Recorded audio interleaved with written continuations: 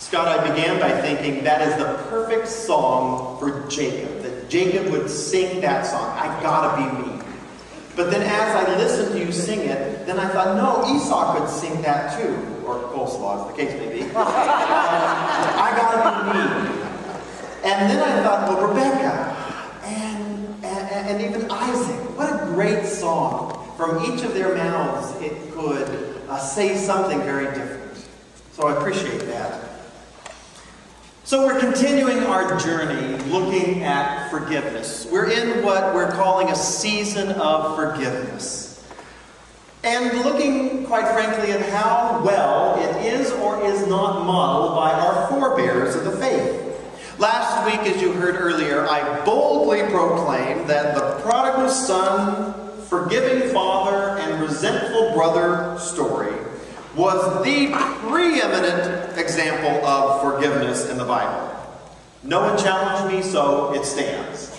That is the story of forgiveness in the Bible. But there are some other pretty darn good stories that we can look at too. And today we're going to look at this Jacob and Esau narrative. And I have to believe, I know for a fact that Jesus knew this story well. And I have to believe that the people who heard his parable also knew this story well. But let me begin with a few disclaimers. First and foremost, and Scott already beat me to the punch here a little bit, this story is more of a saga than an incident. It's much more deserving of a full week-long mini-series or a lifetime drama, as you said, than an individual episode that you can fit in 30 minutes and commercials too. So one sermon is not going to do it. This weighty and captivating drama could never be covered completely in one sermon. I only picked a few small tidbits of the story for you to hear, but really if you go to those chapters and all those chapters in between in Genesis, you're going to see this amazing narrative that just kind of unfolds with new characters and new concepts, and there's a lot there. It's a preacher's way of saying, don't just take me at my word, read it for yourself. Pray about it, talk about it. But my second disclaimer is going to actually begin my sermon. At first, what I wanted to do was apologize to you for having another story about families, just on the heels, so to speak, of last week's story about a family. And in fact, another story about sibling rivalries. I was going to say, I recognize that focusing on the family unit for this season of forgiveness might give you the impression that I don't care about individuals, or that I think families are the end-all and be-all of our relationships.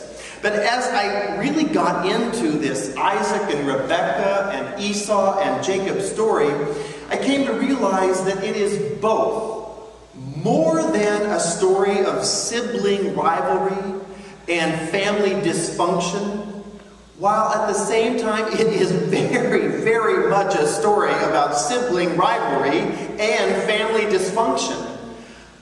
But it is offered in such a way that it reminds us at the very root of who all we are is family. Whether we distance ourselves from our biological family and have claimed family of choice, or whether we never knew our family.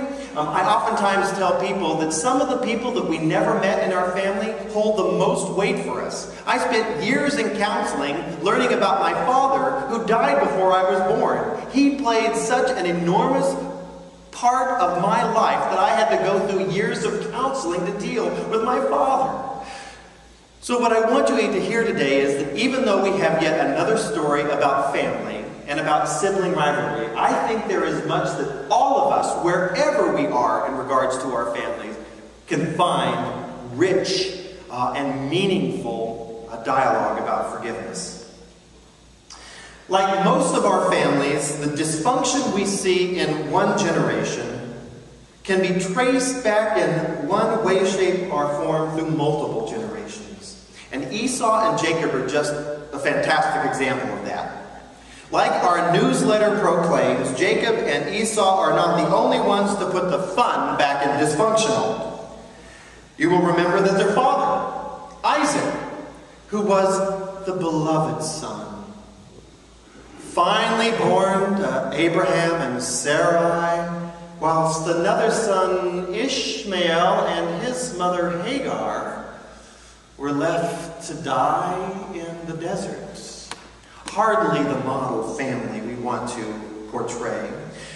And this is the very same family where Abraham, under the auspices of God's divine decree, almost murdered his own son as a sacrifice to God before a ram was miraculously provided in his stead.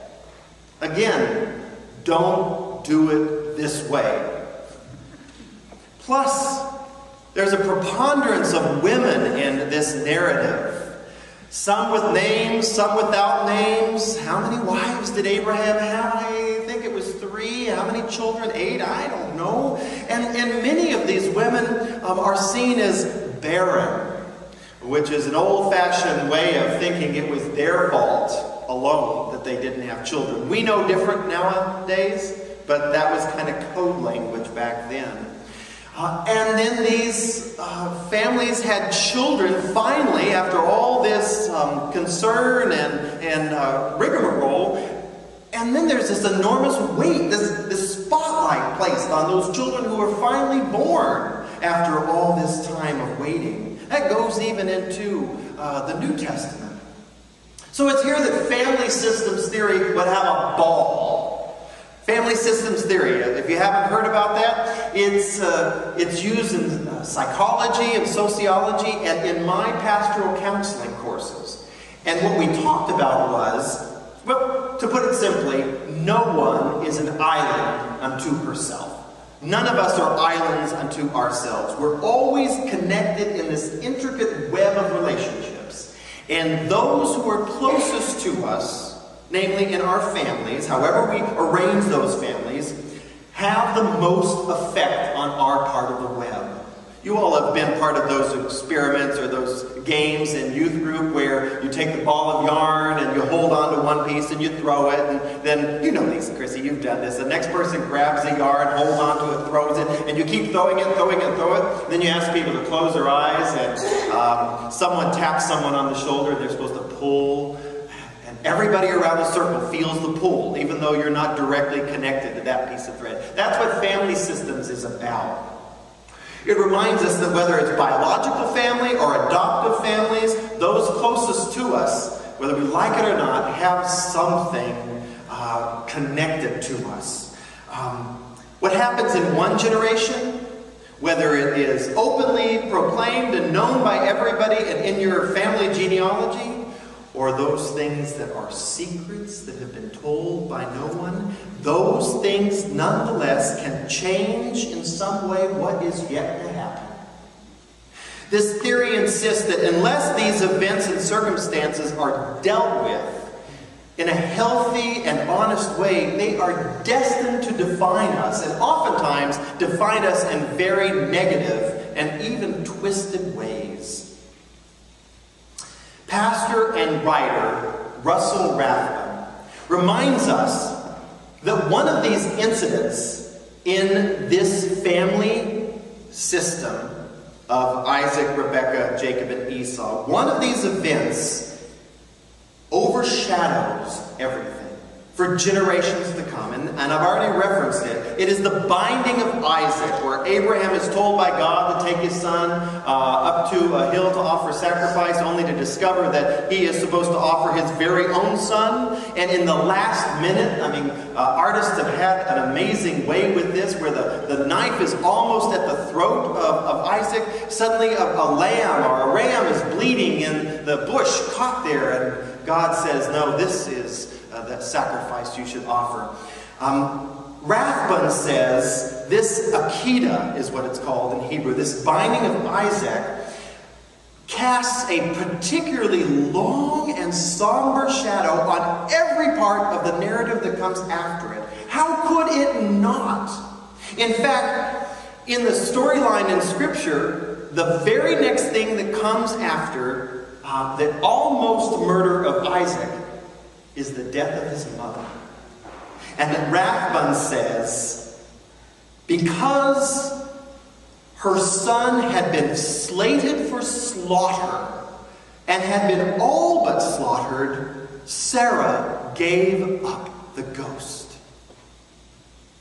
That tragedy, that moment of thinking your husband was going to kill your very own long-awaited for son, so ingrained in the memory of her body that it lasted generation after generation and affects what we looked at today. Our quest to release things must begin with a long, hard, and I believe loving look at our families first and foremost. Even recognizing that family is defined in so many different ways, then as well as now, we must recognize that there are so many different kinds of dysfunction in family, and there are some families that honestly just don't have that much angst and drama, and there are families that do, for whatever reason. We still need to start with family. Like a plant that yearns to stretch for the sky, unless we dig our roots deep, unless we know that soil well, we are tempted to topple in a big storm, or at least not get the nourishment we need. Forgiveness needs to begin with releasing or being released from the anger, the pain, the misunderstandings, the hurt, the broken places, the binding places of our families and family history. So back to Jacob and Esau. Scripture is just so matter-of-fact about the reality that there's going to be conflict in their lives as well as blessing that it takes us by surprise. And nobody questions what God is doing in this. Rebekah couldn't have children. Isaac prayed. She had a child. Wow. 2 of them, as a matter of fact. Okay, I don't get it. But before they could be born, she learns that this particularly tumultuous stuff going on inside of her body is representative of 2 nations that will be at war with each other, or at least in conflict with each other forever. And that the older will serve the younger. It's hard to understand what's happening here. The first to come forth from the womb is Esau. He would become his father's favorite. The story tells us because his father likes to eat a lot. He would naturally be the father's favorite in a tradition like this because he would be the firstborn, even if only by seconds. And the second one who comes out, Jacob, was destined to be his mother's child. But even more so, he's holding on to Esau's heel as he comes out of the womb, symbolizing that there is going to be this ongoing conflict between the 2 of them. Parental favorites almost always foretell family conflicts, innumerable wounds, and therapy sessions long and expensive. Most of the time, not all the time. Now, the first story that we read today was that of Esau selling his birthright for a pot of stew. On the surface, it seems like a very simple and, by our contemporary standards, almost silly story. Selling your inheritance rights for stew? It must be really good stew. Kevin made it. It must be. Would you sell your birthright for Kevin's chili? I might. First of all, who cares about birthrights anymore, especially looking at it from a culture where we talk about pulling yourself up by your bootstraps and judging people based on your merits and your merits alone, not where you come in birth order. Again, I would have just thrown this point away and moved on, except last week down there at that chili cook-off, I heard conversations where people were talking about birth order. Are you the firstborn? Are you the baby of the family? Are you in the middle in that mix somewhere? It stirred up conversation in such a way that I thought, well, maybe birth order still is something that means something to us. Now, whether or not we have formal rules today about what the firstborn deserves or doesn't deserve, we know there are expectations wherever you are in that lineup. In Esau's time, the expectations came with what we would call legal requirements and responsibilities. Being next of kin, being the heir apparent, having power of authority, power of attorney. All that kind of rolled into one. It was just expected in that society. The firstborn son had all that responsibility. In our day, the expectations are mixed up. And they're contradictory at times. Listening last week to the perspectives of oldest versus youngest versus middle left me knowing that birth order means something to us, even if it means something entirely different to each one of us. So what will come of this birthright now that Esau has given it away? Well, the story that we did not take time to read today, part of this epic story, is the stunning deception of the old and blind Isaac by Jacob, gladly abetted by his mother and Isaac's wife Rebekah, so that the birthright would, in fact, no question, be conferred upon the younger son at the expense of the older son. Such a dramatic tale is worthy of Shakespeare and Spielberg. Read it. It's great reading. But the second reason that the story about selling one's birthright might seem silly is that the birthright was traded for a pot of stew. The old-fashioned text, I love it, says, traded for pottage. For pottage. That makes it sound really like crass and worthless and blah.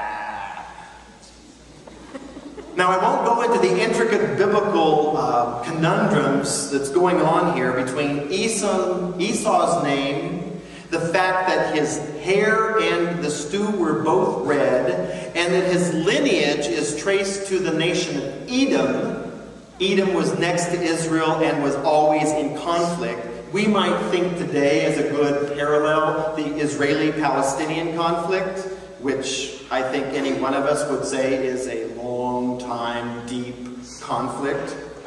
So there's something about that going on in the wording here. We won't get into that. But what I do think makes this story more fascinating and relevant to us today is to understand the need for basic fundamentals in this life. The building blocks of what we need to survive and to thrive are very different for each one of us.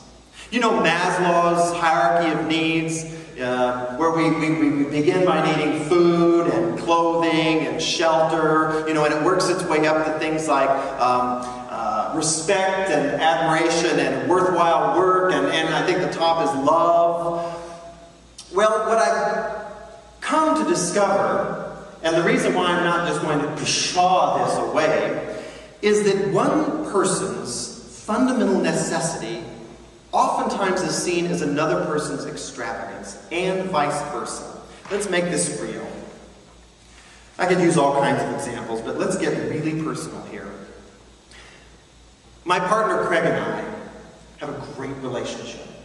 But I have to tell you, there are times when I look at him and wonder what planet he came from. Because I know what is of value to me. I'll put it in a funny sort of way. We can go to a museum, and I will stand in awe in front of a Rothko painting. It's a contemporary piece of art, thank you, which basically sometimes maybe have one color, maybe two, maybe three at the most. Craig will spend his time trying to figure out what's wrong with the heating and cooling system, that this room is colder than this room. And how much they should be charging per person in order to make this all work. I look at him and wonder, how can we be in relationship? I don't think I would sell my soul for a painting, but it does represent a very different way of looking at the world. Let's bring it even home a little bit closer, and if I'm getting on iffy territory, tell me.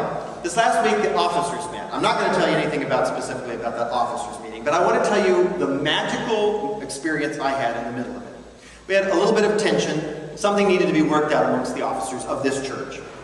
At the end of that meeting, I sat in awe because I looked at each person sitting around the circle. Cheryl Yursat, our board chair. Cody Corrigan, our vice chair.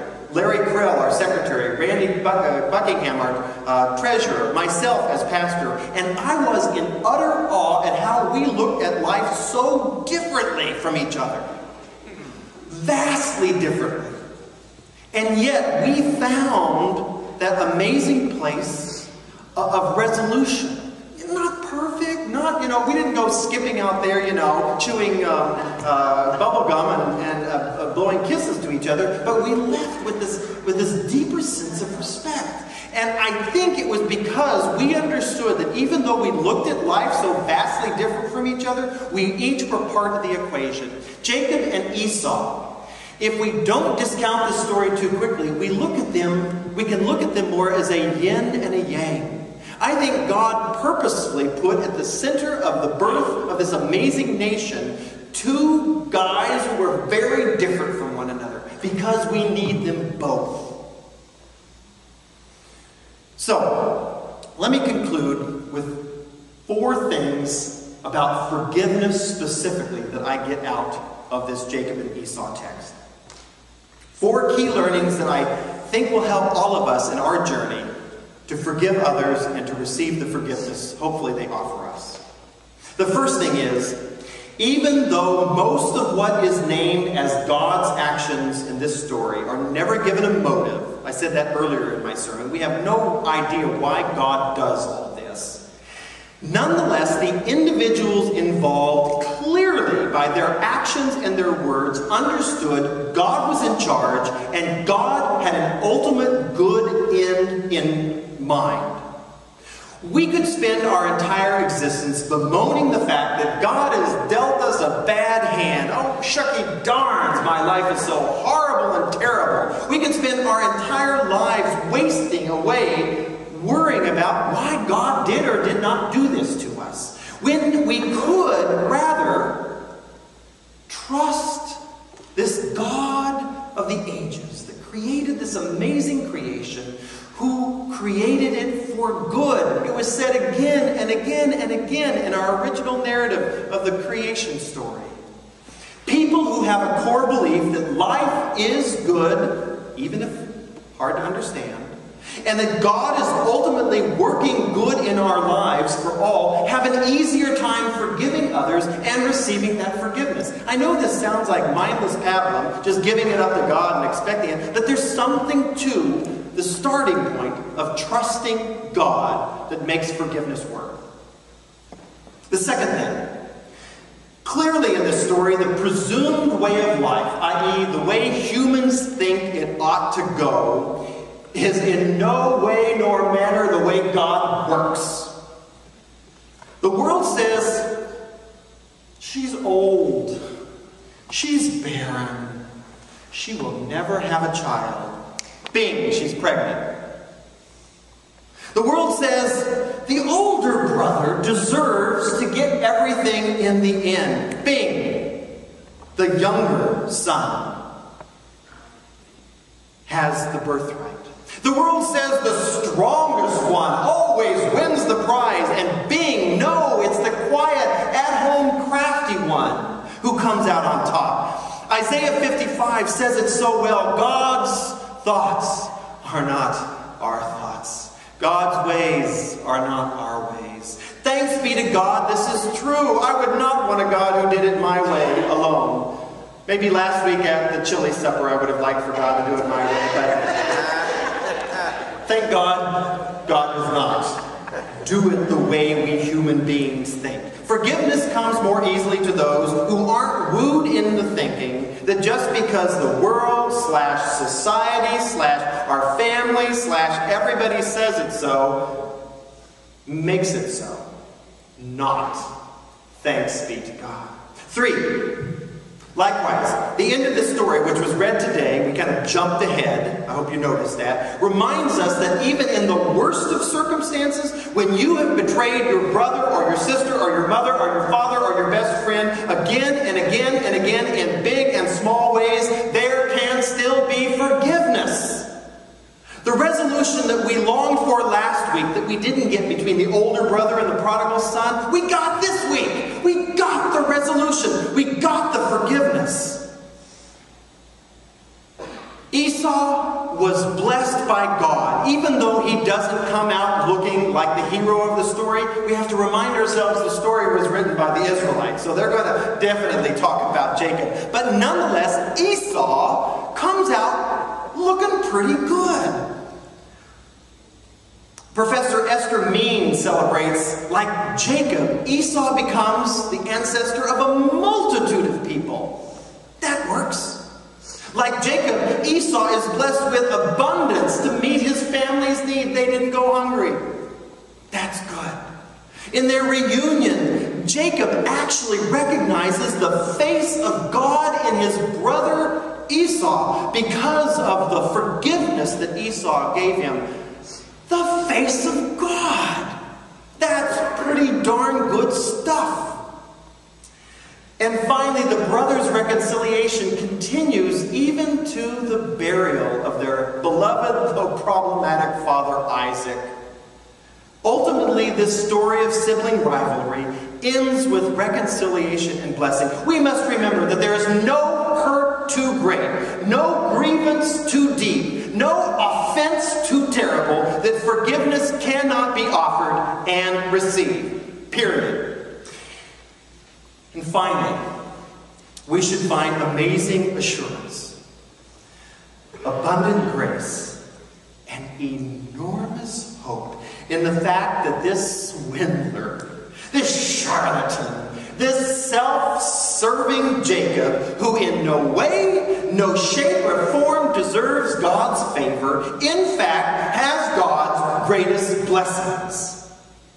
This should give us confidence when we feel the farthest away from God, when we feel that we have hurt everyone who has ever been good to us or dear to us, who have loved us. We can look to Jacob, this trickster extraordinaire, this clever fool, and see the very face of God, whose tricky mercy and clever grace outdo even our wildest wilds, and wins our hearts in the end. Thanks be to God for such a God. Amen. And as we conclude our service,